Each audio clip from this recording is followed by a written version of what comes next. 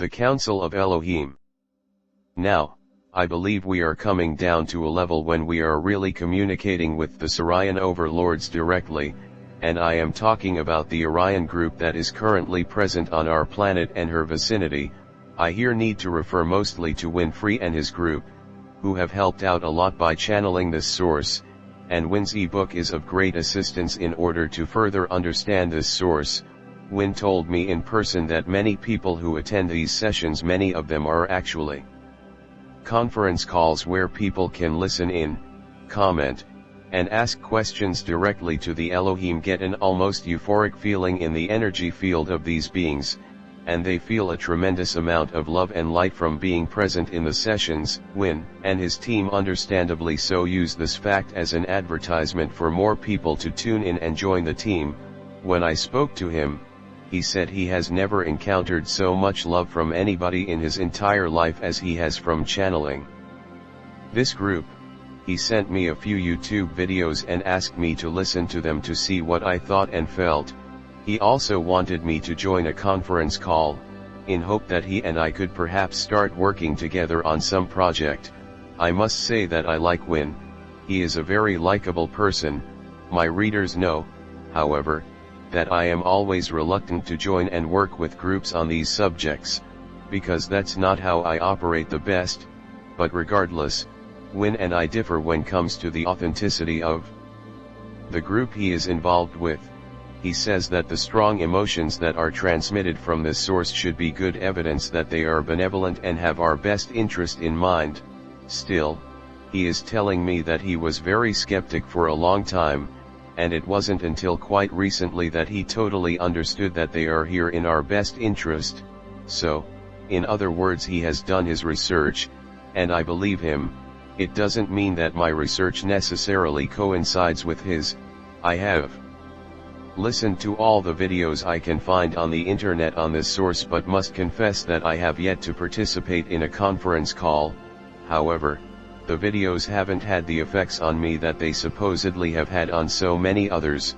I am aware of that. Listening to a YouTube video is not the same as being in the same room as the source, but regardless, nothing of their channeling is touching me.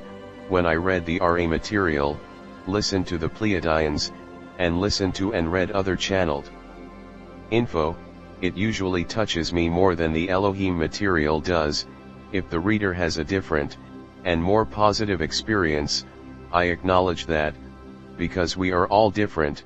But instead, I found the channeling not flowing, but usually hacking itself forward, almost like it was transmitted from a computer. I am aware that this will probably upset many fans of the Elohim, but I am being honest. Also, remember that this is just my experience and is not a guideline for how others should feel. One thing I have mentioned before, however, which holds true, is that only because a channeled source is capable of transmitting a lot of love and light, it doesn't make them more authentic or benevolent. I am actually going to contradict Win here and say that the more love and light they transmit, the more fake they probably are. You see, strong emotions are quite genuine for us here on Earth. That's what makes us human. Like some star beings say, beings out there in the universe, in other dimensions, don't inhabit those strong emotions. If you listen to a lot of channeled material that is more genuine, you notice that they often lack our wide range of emotions. They are more logical, right to the point, practical, and focused, but you can't really say they are emotional. So I will suggest that channeled sources who transmit a lot of so-called love and light are doing so from have sampled human emotions and are transmitting them back on us in huge quantities in order to hook us to their message. Even the Pleiadians, when you listen to them, are not emotional. They do have a sense of humor, but lack our range of emotions, and in my opinion, the Pleiadians are a good source, for good and bad. They are honest with their shortcomings, and they admit to bad things they have done, but they also show us their very benevolent sides, and this group is real. They are themselves in all aspects. There is no fake about them. I wish I could say the same about the Elohim source. Yes, You feel very good after having listened to, let's say, a Pleiadian session as well, but not because of the strong emotions, but due to the huge quantity of truth vibrations that are transmitted on the channel. This is different from love and light. But let's look into the Elohim a little bit more. Winfrey's ebook, The Creator Gods of the Physical Universe Want to Talk to You, starts out with saying that this Elohim source are the God in the Bible. If this is true, I can almost stop right here, because we already know who that group is, exactly. The Sarian overlords. This is from the introduction of Win's book. What if this group intelligence, identifying itself as the God in the Old Testament, is now explaining how they function and how they interface with our realm in a way that's never been presented in the history of humankind? And then Win continues a little bit further down, in the initial phases of this contact, when the source first identified itself as the Council of Elohim, I immediately did a Google search on the word Elohim and found definitions like the creator God of this realm, the name for God in the Old Testament, and the group who was speaking to Joseph Smith when he founded the Church of Latter-day Saints. When I asked them in a channeling if they were the same, they answered in the affirmative. I have no reason to doubt what Win is saying here. Why would he write this if this wasn't what they told him? And being familiar with Win, I know that he is also aware of Sitchin's Anunnaki, and in the above quote they are right out saying that they are them. Well, that saves us a lot of research, because we now have established a few things. The Elohim are the same Elohim as in the Bible, and they also are the God in the Old Testament, who was a mix of different entities, such as Anu, Enlil, Enki, and even Marduk. From what it seems, they were also the ones establishing contact with Joseph Smith. And if so, they were also Jesus in the New Testament, Jesus in form of a bloodline incarnation of Lord Ea, I.E., Enki. We also know that they take advice from higher councils, such as the Council of Aen and the Council of 12. We have already covered the latter, but not the first. Aen could mean just heaven, but could also refer to Anu, Enlil's, and Enki's father. Regardless, we can now more clearly see the structure and don't need to spend too much time with the Elohim. Even Sitchin said that the Elohim in the Bible were the Anunnaki. What I see so far is a long hierarchy of councils, and one confederation, starting at the top at a place outside our local universe, which is different from the local universe I've been talking about in earlier papers. My definition of the local universe is the same as James Mahunahi of the Wingmakers. It's the universe you create around yourself, your dear ones, and your community. It's the space in where you live and exist in this reality. When these beings talk about the local universe, they talk about the 4%. Another definition of local universe may be our Sector 9, or our galaxy, the Milky Way, but these beings are clearly speaking of the 4% universe. In the Ka we have the Council of Thuban, which is supposedly consisting of a group of very wise beings of a draconian, dragon-like feature. Under them are the councils of 24 and 12. There are more, but their missions are similar, so I won't go into them here, which are either in the 9th to 11th dimension still within the Ka, or borderline 8th and 9th dimension. They are, from what I understand, mixed draconian and humanoid councils. Lord Enki, of course, has a hand in them all, because he was, together with his father, Anu, the one who created the 8-dimensional universe, if we are to believe the Wingmakers, and must therefore also sit on the Council of Thuban. The Confederation of Planets is a confederation which only accepts social memory complexes, which are collectives of beings, such as the Greys. Under them, we have the Council of Zendar or Saturn, which has as one of their duties to approve collectives to membership in the Confederation, but also have the duty as watchers over our solar system, and thus will decide who can enter and who can't. They were the ones who set up the quarantine to isolate humanity in order for us to have a 3D experience. which started out as a part of a larger free will zone where everything goes if the being is willing to take the consequences. Karma applies when dealing with 3D. The quarantine is there to stop beings from interfering with our development here. However, according to the Pleiadians and others, we are also guarded in the sense that good forces are overlooking us and we can ask for help. Help will arrive, but not in a way that directly solves our problems, but makes us see a slightly bigger picture so we can more easily solve the problems that we may be stuck in. However, it's a matter of seeing the signs. The Council of Zendar are also the ones who decide when the quarantine should be lifted. When it is, any type of beings can come in, but we can also see the bigger picture, the real universe. The quarantine is not equivalent to the grid, as the grid is something we humans create with our thoughts and belief systems. The stricter our belief systems and the harder the manipulation, the thicker the grid. Only we humans can dissolve the grid with a common effort. Lastly, in this direct hierarchy we have the Council of Nine, which consists of 9 members of Royal Sarians and Sarian-Orion hybrids, such as Marduk. They are the ones who have direct contact with the planets in the solar system. If we are to believe LPGC, we also have a local council of 12 operating here, directly on the planet. If this is the case, it's a local council which doesn't necessarily answer to anybody higher than the Council of Nine. So, this is more or less what we've learned from the channeled sources themselves, such as Ra, Elohim, the Alpha Draconians, and the Cassiopeans. It sure looks like a hierarchy in a Sarian empire, doesn't it? It seems quite obvious who is in control, but is Enki and his cohort in charge of everything in this local universe, or is this just something they want us to believe? Are there also benevolent forces here who want to see us succeed on our own, or is it just us against the Sarian alliance? No.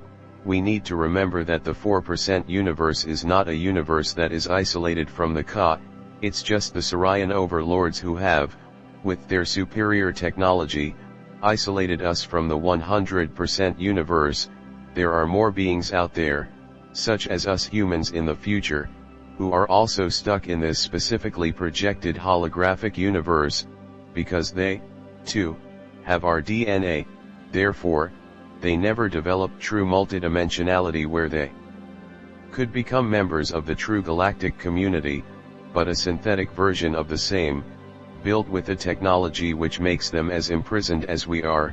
Earth is an experiment, and it started out as a benevolent one. The goddess wanted to see what happens if she created a type of being who voluntarily descended from goddesshood to matter, as guardians of a living library. This experiment went just fine until Lucifer and his rebels, the patriarchs, descended here as well and took over the place. They enslaved the androgynous race that lived here and started new genetic experiments to create a better, more sturdy slave race, because the Namliu were not built for slave labor. The rest is history, but the point is that Lucifer hijacked the experiment and created his own, in which we still sit. He is even in charge of our evolvement and have thus created false routes to false higher densities and dimensions, where more spiritually evolved beings can ascend. However, the Sarian alliance is waiting for us in whichever dimension we evolve to and manipulate us further from there unless we educate ourselves and learn to distinguish between friend and foe. Evolve with help from technology and you'll end up like the Greys, or evolve from educating yourself and raise your own frequency, and you'll end up in the Ka, the real universe in which you belong. No rusty spaceships needed there, and no gray spacesuits. That's only in the 4% universe. Ra makes the Council of Zendar look benevolent and is there in order to protect us. Depending on how you look at that, it is true in a sense. They, and the Sarian Guardians are protecting us from ourselves and from other potential star races whom they do not want to interfere with their experiment. They have plans for us, and they don't want us to know that from being told by another star race how things really are. or they don't want us to find out by just going out there and start mingling with those who would mean us well. Thus, so many precautions. Before we move on to the rest of the galactic organizations, I want to suggest to the reader that perhaps all the ones that you have heard of are not benevolent. This doesn't mean that benevolent ones don't exist, but they won't make their presence known. They have very strict protocols how things should be done, and that does not include hovering around in spaceships in the atmosphere and tease ignorant humans, making them believe they are seeing UFOs, the UFOs from the benevolent ones, the few that are here, are cloaked and not of the 4% universe dimensions, therefore you can't see them, except on rare occasion, when they are accidentally bleeding through and mysteriously disappear. But if you see triangular spacecraft or other nuts and bolts UFOs, it's our own military testing ET technology, or military and ETS working together with human ET technology. Even most of the UFOs that appear and suddenly disappear are not the real deal, it's government military technology again, showing off in order to prepare people for a more space-oriented future. As I am writing this, Dr. Stephen Greer and his team are almost finished with their serious movie interesting title, which will launch in California in April 2013, with a huge promotion program. It will show us a lot of filmed UFOs, or should I say military holograms, conveniently showing up wherever Dr. Greer and his followers happen to be. And promote that we need to go from using oil to zero-point energy. That sounds all good, but there is also a big promotion of technology in everything Greer is doing, and he is never talking about true multi-D, where we travel in our thought. Instead, he is saying that all ETS are good and we should embrace them all and learn from them. Dr. Greer, dear reader, is a very powerful tool in the upcoming machine kingdom and nanotechnology research. Greer has the kind of backup so he can potentially pull something like this off, and we are getting closer to the splitting of the worlds. I just want to mention this, because I read about it yesterday. The sad thing is that this former emergency room doctor knows exactly what he is doing. He is not being manipulated. The Nibiruan Council and the Galactic Federation of Worlds. Now it starts to get really interesting, because we are getting down to a level where the Sirians, who are directly involved with Earth, the old Sumerian characters themselves, are getting involved in the channeling, as it appears. Figure 7 and 8. Lissa Royal and Jalala Star, respectively. The Nibiruan Council is channeled by Jalala Star, who in my opinion has an interesting, hybrid-like look to her, just like Lissa Royal. When I read through the material on her website, a certain pattern starts to emerge, a pattern the reader is going to be aware of as well when we move along to the Ashta Command and the Galactic Federation of Light. Mrs. Star claims to be a ninth-dimensional walk-in, and if so, she's operating from the Ka, just like Abraxas of the Thuban Council, and charges 125 to find out if you happen to be a council member as well. She and her husband have thousands of members all over the United States, and once you enter their workshop, according to former members, uncomfortable cult-like mind control is starting to show its face. You are told that it's your free choice to do whatever you like, but if you don't do what they teach you, you will miss the Stargate and thus the Ascension.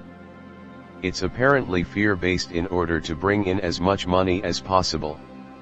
A 6 days galactic training, by the way, cost $800 in 1994. Figure 9. Jehovah and Jalala Star in her natural 9D state. She is a feline, and she does what she can to look cat-like in her human picture. According to Star and her husband, whom she is working together with, Nibiru is certainly not the home planet of the Sirians, but instead a battleship. So far, I couldn't agree more. It contains a mishmash of galactic races, traveling in this hollowed-out planet across the universe to bring peace and happiness wherever they appear, Well, now we start to disagree, I believe. Peace-bringing force. The Nibiruan Council is the largest of a number of councils all over this, and other universes, Star says, and the ninth-dimensional members meet in what they call the Great Hall, a place where they discuss how to easier bring peace into the universes. Figure 10 to 12. Feline, human, and reptilian. From Nibiruan Council website. The Galactic Federation of Worlds is, according to her website, the largest federation in the universe, and was founded at the end of the First Galactic War that was fought in the Lyra constellation between Lyrans, reptilians, felines, and Carians. They now wanted to avoid a similar war to happen again, so the GF Stars abbreviation of the Galactic Federation was founded by beings from Lyra and Orion. They claim that today there are millions of members across the galaxy. In Figure 9 we see Jalala Star in her natural state, married to the reptilian Jehovah.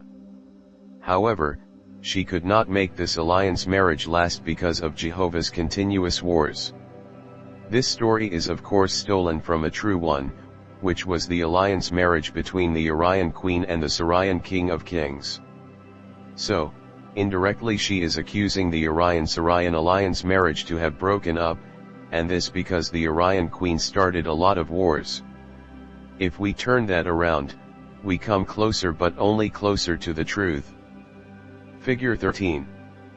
Devon, the reigning patriarch of the royal house of Avian. He is Jalala's brother and guide while she resides in 3D, and it's interesting to hear that he is a patriarch, and in the same article she mentions hers and Nibiru's connection to Sirius. Jehovah is the current ruling patriarch of the 9D royal house of Aln. Enki is the reigning patriarch of the 5D house of Aln at this time. Until recently, Marduk, Enki's firstborn son, was the current commander of the Federation flagship Nibiru, having seized control of it from his grandfather Anu. 3.9 The Ashta Command and the Galactic Federation of Light. This is a pretty interesting crew of ascended masters. It's very well known and supported in New Age circles, but doesn't start there. It goes back at least to Helena Blavatsky and her Great White Brotherhood, white as in light. This is all obviously Sarian in nature, and they don't make any efforts to hide this either, as we will find out. But let's start with how they promote themselves in present time, which I want to concentrate most of level 3 on, anyway. As the reader can see so far, all these galactic organizations are Sarian in nature, and so are all the bottom ones. They only differ in name and approach in order to reach as many people as possible and pull them into a common belief system of gods and external saviors. What these Sarian organizations have in common as well is that they are quite popular, because the overlords have found a niche that is working. Such as this. Ashta Command is a service-oriented, peacekeeping fleet with craft from at least a dozen major galactic civilizations integrated into a unified command structure. It serves in different places, and in different capacities, throughout the galaxy as the need arises. Furthermore, it says on the same website as the above quote is borrowed from a website supported by both Dr. Richard Boylan and Dr. Michael Sala, by the way. What is up with all these PhDs? One may wonder that the core system of the Ashta Command include Sirius B. Arcturus, Aldebaran, Altair. I also find it amusing how we always see Sirius A, B, and C as three totally independent star systems. Of course they are not. They are extraordinarily close in their location to each other and are of course all under the command of the Sarian overlords, if Sirius C even has inhabited planets orbiting it anymore since it went nova. Regardless, it is obvious, and even logical, that the Wolf and Reptilian overlords are the commanders of the whole Sarian star system. Lord Ashta and his crew are supposedly the military force operating in the spaces around our planet to protect us from intruders. They are in direct connection with Sirius, where they return every now and then to attend the vast Sirian learning centers. Otherwise, they are members of a larger space organization called the Federation of Planets, which supposedly is like an interplanetary United Nations system, but differs from the Confederation of Planets, which we talked about earlier, which requires that the members as social memory complexes, something the Sirians are not, albeit Dr. Borden in his essay, The Link, suggests that they are on the brink of getting there. Figure 14. Commander Ashta and his space fleet. So the Ashta Command is the airborne division of the Brotherhood of Light in today's channeling, under the administrative direction of Commander Ashta. His spiritual guide is Lord Sananda, also known as Jesus. This is the first real reference in my papers to whom I call Space Jesus. Lord Sananda. Interestingly enough, we are going to hear the title Lord many times in these lower level channelings, is mentioned ever so often in conjunction with Commander Ashta, but is also channeled by himself by quite a few New Age channelers. And who is this Space Jesus who is referred to so often and is also said to be returning in a second coming? Well, I haven't seen it mentioned directly anywhere, but to me it's obvious that Lord Sananda is Lord Enki, who is the sole second coming of Jesus, just as he was the first coming, too. The Jesus story is a complex one. In reality, Enki himself, or his counterpart, incarnated into his own pure bloodline here on Earth around 2000 years ago, just as he before that incarnated as Osiris and Mitra, to mention a few. So, as Osiris he incarnated as his own grandson, which is not so strange if we know how souls can split themselves, or when their physical bodies die, they take a new one. So, is the Jesus story of the Bible true? Did Jesus Enki actually perform all these miracles? My research has led me to conclude that he did perform some of them, while other magical acts were made up in order to more easily construct a religion around his incarnation. He also had a twin brother according to some records, who was not really his twin, but step-brother, Enlil. And yes, Jesus got married, and this new bloodline still exists today within the global elite. Enki did not die on the cross, but was most possibly swapped with somebody else, while Enki himself, in this incarnation, went to Europe and much later died somewhere in Tibet. So that part of the story, told in the book, Holy Blood, Holy Grail, is true, although the authors never made the connection to Enki, or it was purposely withheld. At this point, I am not even so sure that the Sirian overlords mind if I mention the Enki Jesus story, because now when the age of Aquarius is starting, Enki is returning, and I believe that at that time the true Jesus story or a version of it will be told to us, because it fits the agenda. Figure 15. Commander Ashta left, and Lord Sananda Enki right. Indeed, the Ashta Command, in addition to being a peace-bringing universal force according to channeled material, is also the servants of the Most Radiant One, which is the Christ, or Lord Sananda. They are also, interestingly enough, the midwives in the birthing of humanity from dense physical to physical etheric bodies of light, capable of ascending into the fifth dimension along with the Earth. So, here is another armada, apparently consisting of millions of spaceships, helping us in our ascension harvest process, and who said we are alone in the universe. Well, much of this is figuratively speaking, because the Alliance wants us to have the key parts of the story together regardless of whom we are listening to, the RA material or Ashta Athena. They want us to know that there will be a harvest, and it will, and it's all for the good. However, in their minds, we humans are too dumb and foolish to manage that process ourselves, so these ever so kind beings have even prepared new bodies for us, of course, they are not telling us that these new bodies will also, just like our 3D bodies, contain the holographic implant of a 4% universe. To the Sarians it is very important that we believe in their story of the harvest, so they can provide us with the correct kind of bodies, because if we do our ascension process all by ourselves, lo and behold, we may end up in bodies that don't contain the implants and holographic images, with most of our DNA intact. But it's getting better.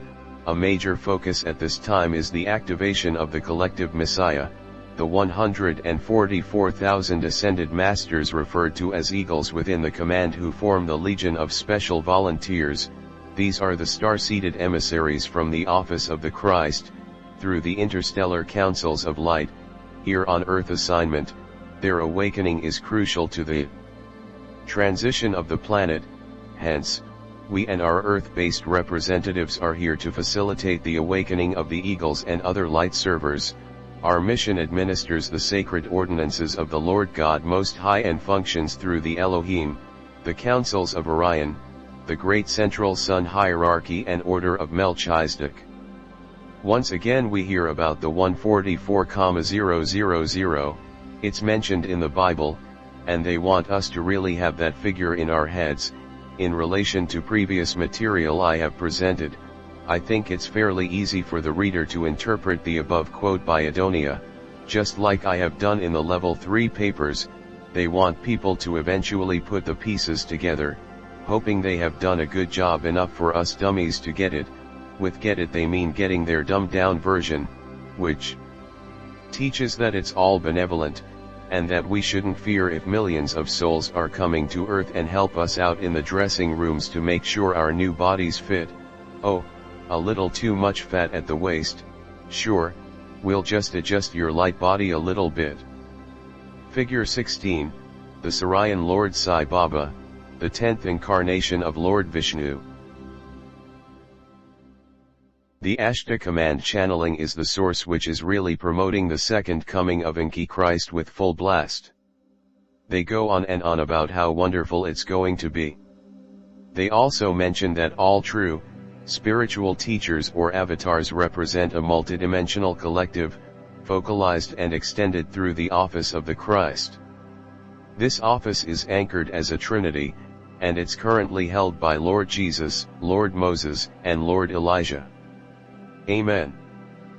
They even say that the pedo guru, Sai Baba, has ascended to cosmic Christhood and also Father-Mother Godhood, quote, as an extremely rare full avatar, known as the Kaki avatar or 10th incarnation of Lord Vishnu.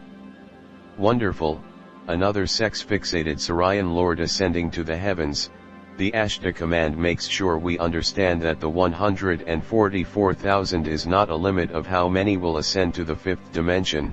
Of course not. We have 220 million intruders on their way, more than willing to possess whomever they wish, but first they must have the permission, something they already have by now, many times over, not from 220 million humans, but from those who we put in office to represent us. This is well hidden in seemingly super benevolent messages like this. We abide strictly within Confederation policy of non-interference with free will, while we may point out the possible consequences of some of your choices of action. We allow you to live, express and govern your lives and planet as you choose. The only exception would be if your actions could jeopardize survival of your planet and population as a whole or have repercussions throughout the rest of the solar system. We are, however, always available to respond to your specific requests for assistance. We are enthusiastic about joining with you in more conscious interaction and co-creative endeavor. Requests for assistance and joining with you in more conscious interaction and co-creative endeavor certainly have double meanings. Say that they want to intrude, they already have the permission, so they are not breaking the Confederation policy of non-interference. The interaction they are talking about sounds like a cozy thing, but if you think about it in regard to possession, that part of the quote has its second meaning, for sure. When we continue researching this source, they too recognize only one race, the race of humanity, heavenly universal man, but overall, they are doing a good job presenting a pretty positive picture of themselves, although one giveaway that they often use is U2 Samash's winged sun disk as their logo, and they don't hide their connection with Sirius, because they want to put Sirius in a benevolent light, on the following website, where they are channeling Ashta Sharon, another name for Commander Ashta. The following is revealed about the Ashta mission. The Ashta Command has a multifaceted mission. The first mission is to assist the transformation of humanity and planet Earth from the present third-fourth dimension to the fifth dimension and Earth's seventh golden age. The second mission is to maintain the stability of the Earth's polar axis and continually monitor its magnetic field. The third mission is that the Ashta Command is prepared, if necessary, to evacuate the planet and relocate the total population in the event of a natural catastrophe. The fourth mission is the return to Earth of the Christ and other Lords of Light. The fifth mission is to bring planet Earth into the United Confederation of Planets. This sounds very familiar, of course, and seems to be almost a common mission statement for all these channeled sources that have anything to do with the harvest, and we know of the Confederation of Planets from the RA material, and it's covered in this paper, see subsection 3.4. According to RA, we have to be a social memory complex before we can apply for membership to the Confederation. So does this mean that Ashta and Lord Inky want to create a collective consciousness of mankind? Yes, why not? If you were them, wouldn't that be a great plan? If we're all one mind, although separated in bodies and souls, we could very easily be manipulated into doing exactly what the overlords want us to do without any protests. Once the one mind has agreed, it's a done deal. Isn't that what the Machine Kingdom in its extension is all about? Anyway, I have often mentioned that the Sirian Alliance has as its main goal to take over the goddess role as the one creator. The Queen of the Stars is related to Orion. Orion is the star constellation, and it's those related to the word Orion that the Sirians want us to concentrate on as our main enemies. Every now and then they give a hint. So also says Ashta. Many of the Ashta Command walk among us on our streets on Earth without us even being aware of it. The Ashta Command serves in a certain sense as Heaven's policeman. There are actually 6 planets in the Orion system, and a group called the Diros, from inner space, that have had to be cordoned off, so beware of anything to do with the Orion Nebula. It looks like here they are referring to the old battles that took place around 500,000 years ago, when the Sirian Alliance landed on Earth and defeated the Orions who were here at the time. I described that in detail in Level 2, on almost all websites that are talking about, or are channeling the Ashta Command. They say that Ashta is working in tight connection with the Arcturians. We are manipulated to believe that the Arcturians are non-physical, or interdimensional beings of light, who are very benevolent, and if there are any allies of mankind, it would be them. But of course, the rabbit hole goes deep. Most people I know think the Arcturians are our allies, but then again, how could they, if they work with the Ashta Command? I also clearly recall that Michael Lee Hill, who says he is in contact with the Sirians, and I doubt it not, also has a highly evolved Arcturian friend, who supports his Sirian connection. Well, things are coming together. Before we move on, I want to add that the Federation the Ashta Command works for goes under many names. One of those we already know as the Confederation of Planets. Another one is the Galactic Federation of Light. These are one and the same. Almost every truth seeker is familiar with the Galactic Federation of Light, and they either think it's good, or it's bad. Many also know they are connected with the Ashta Command, and then it depends on what they think of Ashta. There is no doubt, however, that the GFL common abbreviation of the Galactic Federation of Light is connected with the Sirians. A lady who signs off as Mary Jo is right on the ball. She says on her website, The Galactic Federation and an Earth Cataclysm, on Sunday, June 6, 2010, Dennis Whitney, author of a blog called Strange Planet, posted an entry titled, "Who is this Galactic Federation of Light, and when will they intervene, if they really do exist?" Dennis seems convinced that the Galactic Federation the GL has recently added of light to their name is genuinely concerned about the human race and that they're standing by to help in case of a catastrophic emergency, most likely one that they would like to create. If you read Dennis' blog, particularly the section that contains a message from the Ashta Command, you'll learn that in the event of an Earth cataclysm, the GL wants to levitate humans to their small ships that will then act as taxis to and from their larger ships. Fortunately, there are enough people saying prayers at sun events in advance of a GL planned cataclysm that this is not going to happen. Mary J. The link Mary Jo is providing is dead, not quite, but her statement says it all. Why do you think they come in 20 million ships? Didn't Abraxas say in the Gaia thread that each human who is getting harvested is going to get their own spaceship? She did. But why and for what purpose? They have not told us that. However, from what we already know, we can make a qualified guess.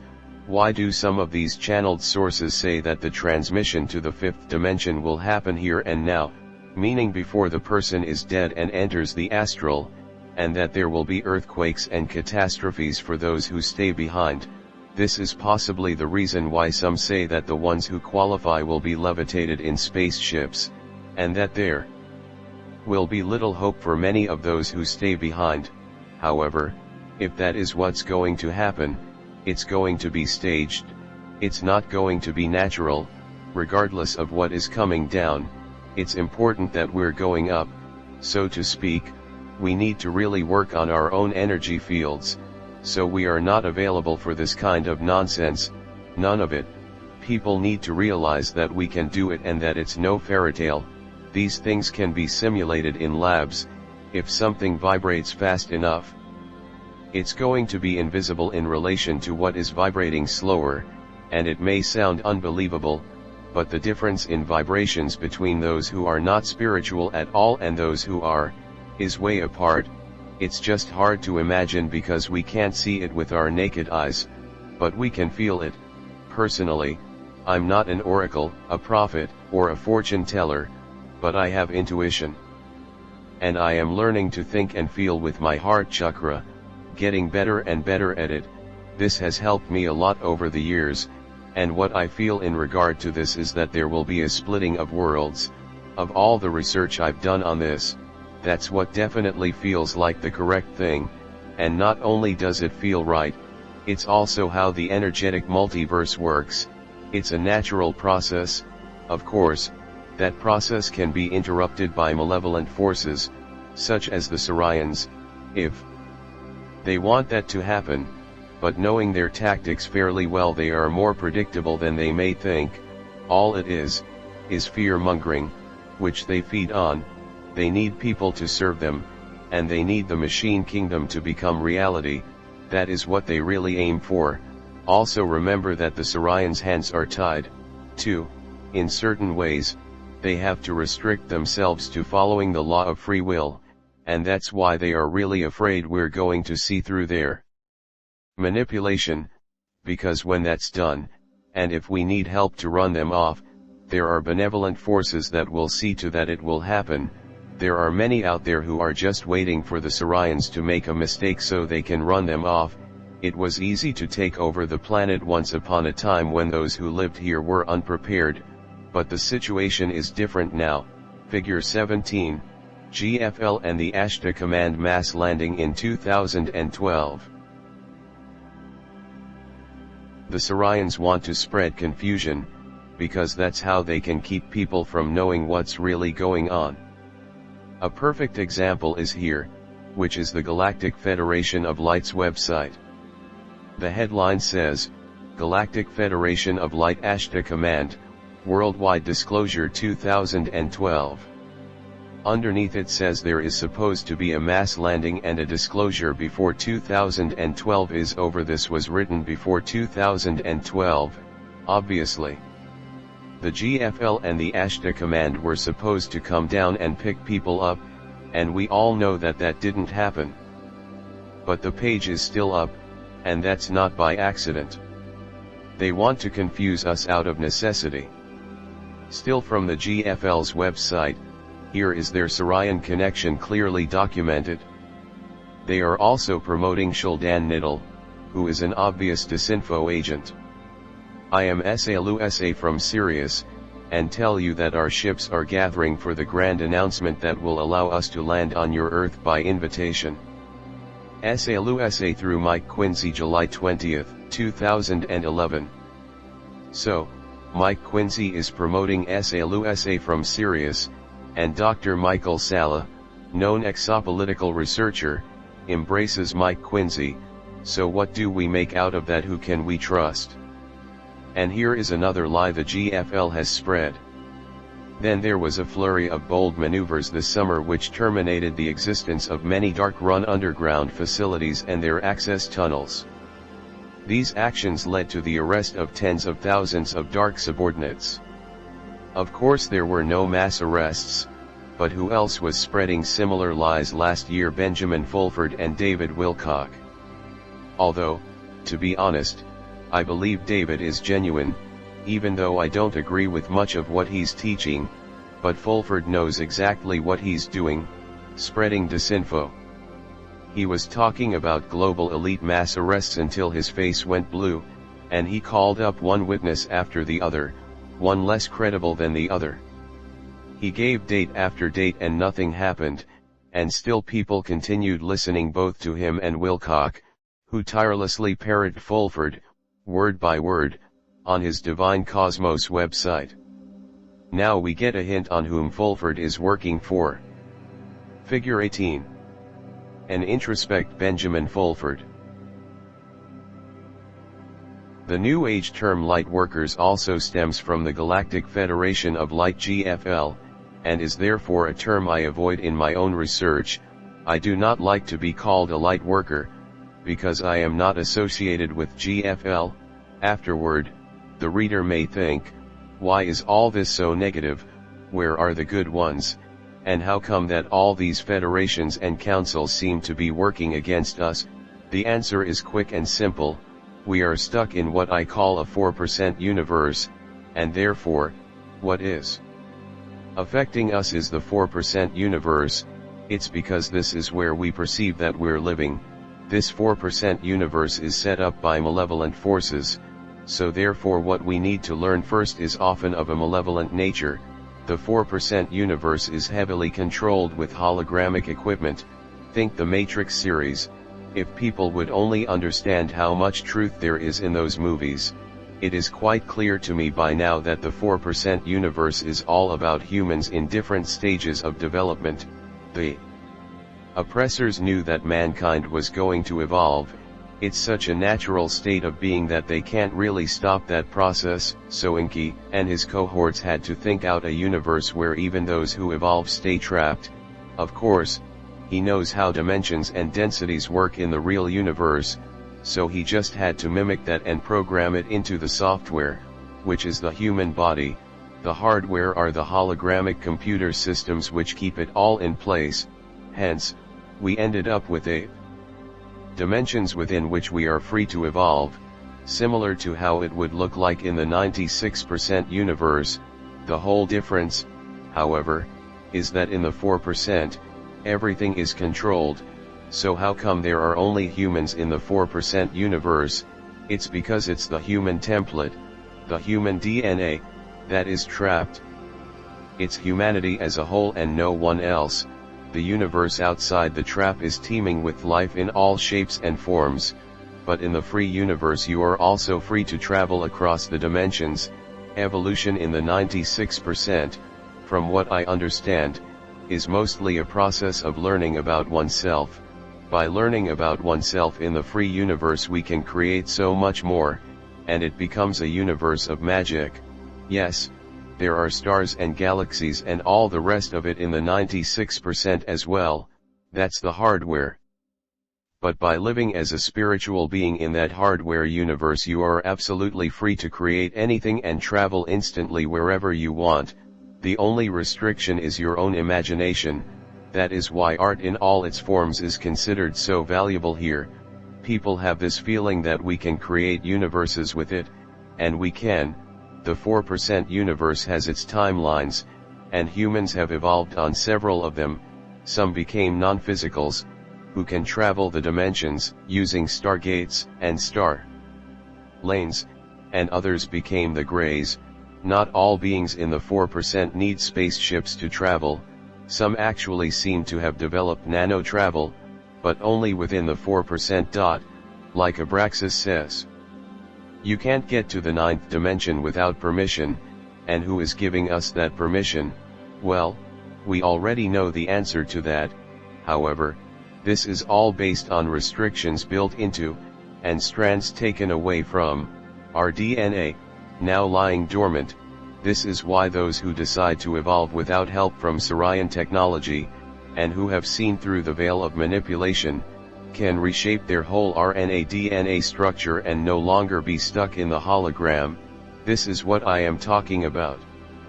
Those who decide to take this route don't have to go through lifetimes after lifetimes of being stuck in a restricted universe that is controlled.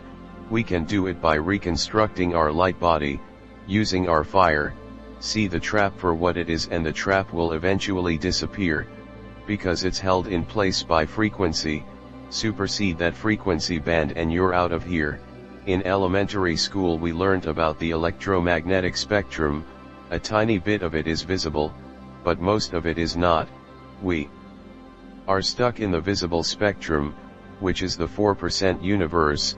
Increase your vibration until you start perceiving things outside this tiny piece of spectrum and you are breaking down the prison walls.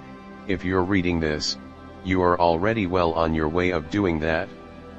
Oh, but you are not feeling very psychic. Don't worry, you will. In fact, you already are psychic. But it takes more to shatter the quarantine, the grid, and all the rest of it, before you can really break through. Some people have become quite psychic over the last few years, but those who feel they have not, although they've been working at least as hard on it, need not to worry. For you it will eventually come in bigger chunks. Once you let go, again, do not worry, it will happen. If you consistently keep doing what you're doing to raise your frequency, you are not behind in your development because you are not as psychic as your friend. No comparison between us is necessary and should be avoided. Every one of us needs to work on ourselves and everything will be just fine. Out there in the 96% universe our friends are waiting. All those who are monitoring our progress now and at the same time are benevolent and really love mankind are doing so, not from the 4% as much as from the 96%. Everybody in the 4% universe has an agenda whether they are benevolent beings or not. In a prison, everybody's agenda is to get out. The multiverse, however, is benevolent and loving. The restricted 4% universe is not. A million words can be spent on talking about the real universe, but I believe no one can make it justice. Imagine a universe where you can create freely without having some government or organization telling you to stop doing it.